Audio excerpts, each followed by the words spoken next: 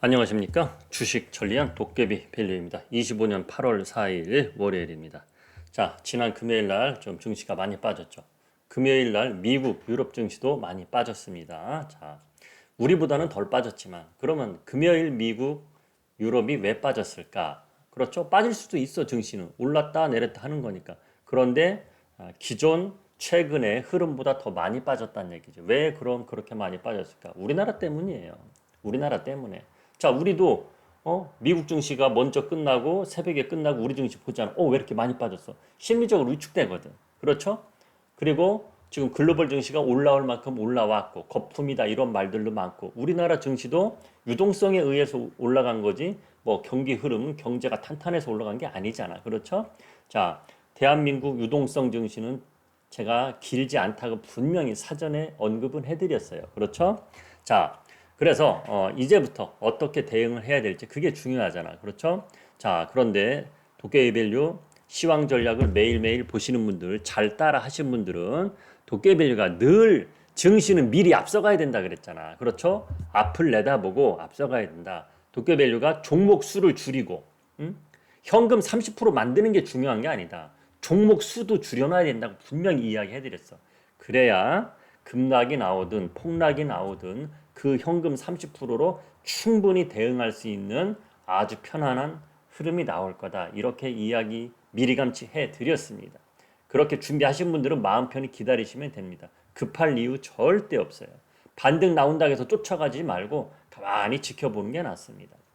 자, 금요일 급락한 대한민국 증시 월요일 전략. 조정시 전략은 위치가 어디냐에 따라서 틀리다. 현재 위치는 자, 이런 이야기로 오늘 뭐 굳이 길지 않게 이야기해 드리겠습니다. 먼저 이걸 보여드리겠습니다. 자, 도깨비 밸류가 5월 14일부터 이걸 보여드렸어요. 그렇죠? 5월 14일부터 다 맞아 떨어졌죠. 지난주 것도 다 맞아 떨어졌어요. 지난주 것도. 아이고 지난주 금요일 날 급락 나왔는데 뭐가 맞았어 하겠지만 맞았어요. 왜? 도깨비 밸류가 지난주 늘 말하죠. 주 단위는 목요일까지라고. 그렇죠? 늘 말하잖아요. 지나고 나서 제가 핑계 대는 게 아니잖아. 그렇죠? 목요일 날 어디까지 갔습니까? 목요일 날. 수요일 날 거 보면 목요일 날 아시는 거죠. 그렇죠? 3290. 여기까지 갔었단 말이야. 도깨벨리가 유튜브에 자, 이번 주 3300도 언급은 했었단 말이야. 그런데 너무 짧게 갔지. 3300 근처까지 갔다가 쭉 내려왔잖아. 그런데 그것도 미리 알려드렸잖아. 자, 이번 주 옵션 만기를 맞이해서 여기 올라갔다가 밑으로 쭉 내려갈 확률이 큽니다. 분명히 이야기해드렸잖아. 그렇게 됐단 말이야. 그리고 금요일 날도 삼성전자 5일선 무너지면 크게 하락할 것이다. 크게 하락해도 4% 가까이 빠질 거는 예측은 안 했었는데 생각보다 많이 빠졌지. 그렇죠? 왜 그랬습니까? 자, 여기저기 증권 TV에서 현 정부에서 민주당이죠. 민주당 누구누구 의원. 그렇죠? 여기저기 뉴스 많이 나와서 다들 아실 거예요. 그렇죠? 세제 개편안 뚜. 자, 미국에서 크게 한 방 맞더니 관세 협상에서 한 방 맞더니 세제 개편 바로 우리 주식 투자자들한테 세금을 더 걷어내려고 그런 뉴스가 그냥 딱 나와버린 거야. 그렇죠? 자, 이러니까 증시가 그렇게 급락이 나올 수밖에 없지. 자, 그런데 묘한 게 있어요. 자, 도깨밸류가 지난주부터, 지난 후반부터 이제는 요 옵션 포지션 요거 이제 이거대로만 보지 말고 좀 조심스럽게 보자고 미리 언급을 해드렸어요. 자, 사람들 심리는 늘 그래서 도깨비가 매너리즘에서 빠져나와야 된다고 늘 말을 하죠. 매너리즘이 뭡니까? 아이고 지난번에 이렇게 됐으니까 이렇게 되겠지 이렇게 되겠지 그런 마인드에서 빠져나오는 게 매너리즘에서 빠져나오는 거잖아. 그렇죠? 자, 지난주 금요일 거 보면은 이거 잘못 썼네. 이거 금입니다. 금. 자, 450까지 나왔어. 450까지 야, 이제 올라갈 거야. 배팅하는 애들이 나왔어. 그래서 3,340이야. 3,280. 여기는 한번 갔다 왔잖아. 그렇죠? 여긴 갔다 왔단 말이야. 왔잖아. 3,280, 3,300 여기까지는 지난주 목요일날 갔다 왔단 말이야. 3,290 몇인가까지 갔었으니까. 한번 볼까요?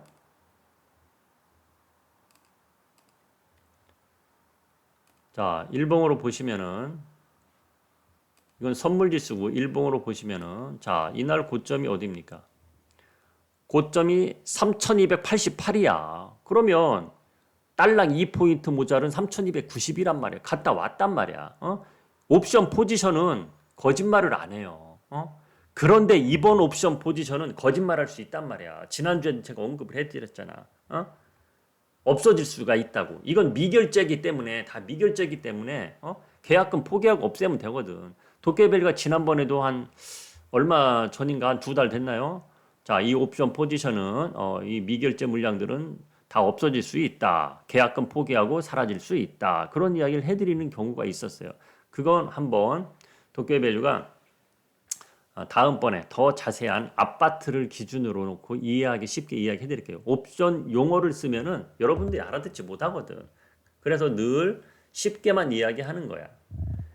참고로 요게 아파트라면 야, 아파트 45층까지 올라간다며? 45층까지 올라간다고 해서 45층짜리를 분양을 받았어. 선착순 분양이야. 분양을 받았어. 근데 야, 아니야. 기술력이 딸려서 45층은 못 진대. 야, 그럼 다 계약금 포기해야겠네? 계약금 포기하고 35층에 할 수도 있고 그렇게 할 수 있다는 얘기야. 이해하기 쉽죠? 이렇게 말하니까. 그래서 이번 건 믿지 말란 얘기야. 이번 거는. 이런 현상이 왜 일어나느냐? 이런 현상이 왜 일어나냐? 이렇게 됐으면 좋겠지만 지난주 목요일하고 금요일 날 이렇게 상승에 배팅한 사람들이 개인 투자자들이 여전까지는 5월 달부터 지난주까지는 이렇게 옵션 포지션 상승에 배팅하든 하락에 배팅하든 그걸 주물렀던 애들은 외국인 애들이었단 말이야. 그런데 지난주 특히 금요일 날 개인 투자자들이 많이 들어왔어요. 개인 투자자들. 자, 이걸 한번 보여드려 볼게요. 참고로 아직 이 방이 어딘지 모르시거나 오늘 처음 오신 분은 이 방에 들어오시기 바랍니다. 이 방에서 실시간으로 증시 흐름을 알려드립니다. 자, 이 방 주소는 제가 올려드리는 영상 밑에 링크 주소가 있어요. 자, 이거 한번 보여드려 볼게요.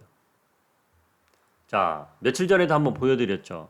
자, 고객 예탁금이 점점점 줄어들면서 갑자기 올라온 거 왜 올라왔다 그랬죠? 삼성전자가 테슬라의 비메모리 반도체 계약을 했다 해서 그때부터 삼성전자 급등 나오면서 외국인 투자자들이 한 번 더 지수를 끌어올렸단 말이야. 지수가 밑으로 내려갈 확률이 컸던 포인트에서 그게 나와서 외국인 투자자들이 삼성전자를 이용해서 끌어당겼단 말이야. 그러니까 개인 투자자들도 쭉 들어왔단 말이야. 이 사진은 제가 지난주 금요일 날 올려드렸던 것 같아요. 뭐 이런 것 때문에 좀 하락이 더 크게 나온 거 아닙니까? 이거 댓글 보면 다들 아시잖아요. 그렇죠? 누구 의원 이름도 나와 있고. 자, 증시 흐름은요, 늘 심리전이에요. 심리전. 그런 이야기는 많이 들어봤을 거 아닙니까? 그렇죠? 도쿄밸류가 늘 이렇게 시황전략 올려드린 건 사람 심리를 파악을 해서 올려드리는데 그게 다 거의 맞아 떨어지는 거거든. 그렇죠? 자, 그래서 삼성전자 도쿄밸류가 지난주 금요일 날 여기 보시면 삼성전자 5일선 무너지면 그렇죠? 삼성전자 5일선 무너지면 지수 하락 크다. 이렇게 올려드렸잖아. 이게 뭐냐면 마지막 주 2주 있지. 2주 쫙 끌어당긴 거. 요때 여기서부터 끌어당긴 거. 이거가 삼성전자 혼자 끌어당긴 거거든. 도쿄밸류가 이렇게 말을 해드렸지. 자, 외국인 최근에 매수 들어오는데요. 거의 다 삼성전자만 산 거라고. 그렇죠? 자, 다른 종목들은 그냥 지택만 해주고 올랐다 내렸다 하면서 춤을 췄단 말이야. 오르락내리야. 지수를 끌었다니까 삼성전자였단 말이야. 그런데 걔 혼자 끌어올린 거가 5일선 무너지면 심리적으로 더 쭉 내려갈 수밖에 없는 흐름이었거든. 그런데 좀 전에 보여드린 그 뭐뭐 의원 그런 뉴스 나오면서 그냥 쭉 또 빠진 거지. 그렇죠? 자, 그런데 좀 전에 보여드린 옵션 포지션, 야, 3,300 넘어가는 게 또다시 나왔어. 옵션 포지션이 나왔어. 그런데 그거는 신빙성이 별로 없다고 제가 말해 드리는 거잖아. 왜? 개인 투자자들이 많이 들어왔다니까, 그거를. 그래서 좀 전에 이거 보여드린 거야. 다시 한번 보여드려? 이거 보여드린 거야. 이게 삼성전자 두르면 쭉 들어왔는데 이게 들어온 거라고. 이 사람들이. 돈 좀 가지고 있던 사람들이 야, 한 번 더 들어가 볼까? 한 번 더 들어왔다 물린 거야. 한 번 더 들어왔다 물린 거라고. 그래서 늘 도깨밸류가 가만히 계세요. 가만히 계세요. 아직 살 때 아닙니다. 30% 만들었으면 현금. 아직 살 때 아닙니다. 기다려야 했던 겁니다. 그런데 그런 고객 예탁감이 들어왔다는 것은 투자를 하려고 막판에 이거에 속아서 또 들어왔던 거지. 자, 그러면 앞으로 어떻게 대응을 해야 되냐 이게 중요한 건데 사람은 심리전이야 그랬죠. 그렇죠? 도쿄밸류가 이런 이야기 한 거 다 기억날 겁니다. 자, 어항에 고기가 잔뜩 있어. 그럼 외국인들은 여기까지 거의 다 빼먹었었어. 이때쯤에도 고객 예탁감이 많이 줄어들었죠. 많이 빼먹었단 말이야. 그런데 마지막으로 한번 미끼를 한번 던진 거야. 삼성전자로 쭉 끌어당기면서 그거에 속아서 고객 예탁감이 들어온 거야. 그러면 고객 예탁감이 들어왔으니까 어항에 물고기들이 또 들어왔으니까 외국인들이 또 작전을 짤까? 안 짭니다. 이번엔 안 짭니다. 그게 무슨 이야기인지는 이따 마감 영상에서 한번 올려드릴게요. 자, 이런 이야기 길면 또 지루하겠죠. 오늘 어떻게 될 거예요? 오늘 반등 나옵니까? 자, 기술적 반등은 나올 수도 있으나 중요한 건 이거잖아. 기술적 반등 나온다고 해서 내가 들어가야 되느냐? 안 들어간다는 얘기입니다. 자, 좀 전에 썸네일에서 조정시 전략은 위치가 어디냐에 따라서 틀리다 그랬어. 그렇죠. 자, 이렇게 떨어져 있는 증시에서는 갑자기 쭉 빠지면 그건 매수 기회예요. 매수 기회. 도쿄밸류가 이거 한번 보여드려 볼게. 자, 여러분, 요 날이 어떤 날인지 아세요? 이때 쭉쭉 빠진 거 요 날. 자, 이게 계엄. 그 계엄, 그거였어요. 사람들이 무서워서 매수할 수 있겠어요? 근데 도쿄밸류는 이때 매수하자 그랬어요. 그렇죠? 다들 아시잖아. 반도체 종목 그때 따다닥 찍어주고 반도체 종목 40%, 50%, 어떤 종목 70%까지 올라갔잖아. 결론은. 그렇죠? 이렇게 급락 나오는 거는 위치가 어디냐에 따라서 틀린 거라고. 근데 위치는 이거에 반대란 말이야. 근데 매너리즘에서 빠져나오라 그랬지. 늘 내려오면 올라가니까 지금 2달 넘게 그렇게 되니까 개인 투자자들이 2조 원이나 넘게 산 거야 금요일 날. 그 매너리즘에서 못 빠져나온 사람들이. 자, 그러면 이렇게 금요일 날 쭉 빠지니까 많이 2조 원 가까이 샀어 개인 투자들이. 기술적 반등이 나온다 해서 좋은 수익을 줄까? 아니거든. 아니에요. 아니란 말이야. 그걸 아셔야 된단 말이야. 자, 그래서 중요한 거는 이번 조정 시에 매수하고 싶은 분들 기다리세요. 계속. 제가 뭔가 신호를 드린다니까 채널방에서 기다리시라고. 기술적 반등 자, 민주당에서 이렇게 나올 수 있어. 지금 세제 개편 이야기 나오니까 뭐 국민 탄원서 뭐 10만이 넘었던 쪽에 나오니까 바꿀 수 있어. 자, 민주당 특기가 뭡니까? 여론이 나쁘면 말 바꾼단 말이야. 그렇죠? 그렇게 나오면서 주식을 번쩍 반등 나올 수도 있어. 그런데 번쩍 나오는 거가 모든 종목이 우우하고 올라가진 않을 거라고 보거든. 그 탄력이 낮을 거라고 보거든. 그래서 이번 만약에 반등이 나온다면은 현금을 나 지난번에 현금 늘리려고 했는데 타이밍을 놓쳤네.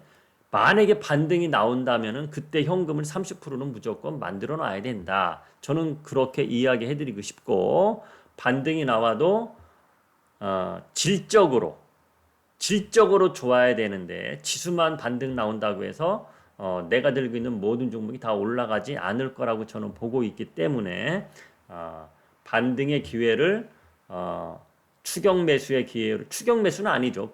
그렇죠? 올라갈 때 매수하는 게 추격 매수고 반등이 나온다고 해서 너무 흥분해서 매수를 들어가는 것은 아니라고 본다. 여유롭게 내가 이런 마인드로 조금 더 주고 사더라도 안정감을 찾은 뒤에 들어간다. 그런 마인드로 다가서기 바랍니다.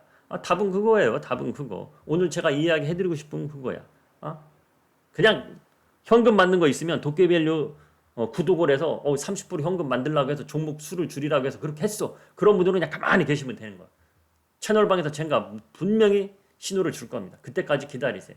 오늘 이야기 해드리고 싶은 건 이거밖에 없어요. 어떤 종목이 어떠니? 도깨밸류가 최근에 종목 이야기 안 한다 그랬죠. 왜 안 한다 그랬어?